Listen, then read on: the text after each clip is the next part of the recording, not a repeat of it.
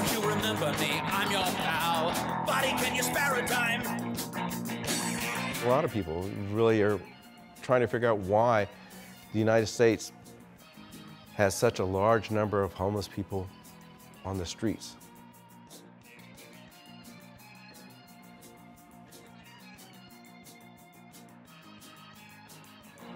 Say, don't you remember me? I'm your pal. Buddy, can you spare a dime? My name is Ben DeSoto, and I'm a photojournalist. Born in Houston and worked at the Houston Chronicle for 25 years. I'm very pleased with my time there, and love this city, and love this country, and love people in general. The QStorms Reform is a poverty solutions documentary movie. I'm real pleased with the stories. The court reform story, the healthcare reform story, and the medical care reform stories are having a huge impact on people's lives, homeless people, people who are living on the streets or been close to being on the streets.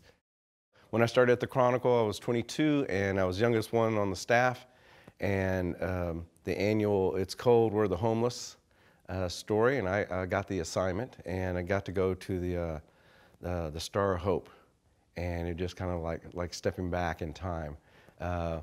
What I saw reminded me of what I had read in school about Jacob Riis and how the other half lives. Too many of our policies are being influenced by trying to sort out deserving and undeserving poor. You know, that type of mindset is, I think, very, it's poisonous.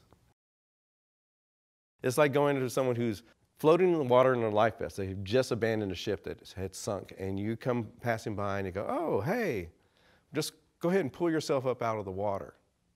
If anyone's been in the water, you know that's pretty hard to do.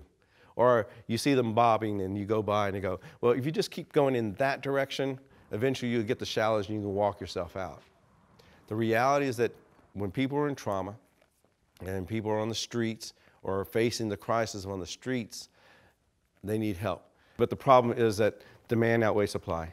There's not enough opportunities for work that provide housing, and people who have medical care and medical needs are not getting that. And they're making it difficult because there's these policies trying to criminalize or trying to sort deserving and undeserving poor. Again, we go all the way back around. And we've got to sort this out. We've got to make some choices and decisions.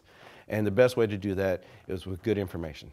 So the QStorms Reform is at its heart a continuation of my photojournalism work. And by showcasing and highlighting the best practices, I feel it serves a better purpose than muckraking. Because in muckraking, you can point out a problem and kind of just break it down that way. But if you show the best practices, it forces everyone to go, why aren't we doing that? Why don't we have that in community? Why aren't we starting that? The reason I chose to work in film because of the impact of the material and the medium. Not just simply as a personal challenge to build on 30 years as a photojournalist, but because I think it's the most effective way of conveying these. You need the water? How you doing? More than just reforms. I mean, these are people just living their lives, doing things because they care about people. And there's something going to be really magic about being able to capture that and putting it on a film and letting people see that. Because it puts it in the realm of reality. They'll be able to see people who care, who haven't given up, have found creative solutions to solve some of the most entrenched problems that we have, not just in our generation, but for generations.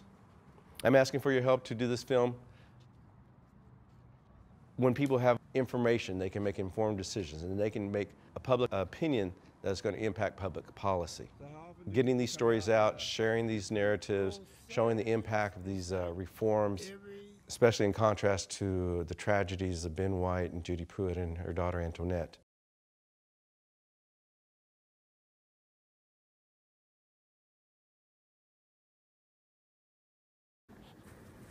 Hoping that today something will happen.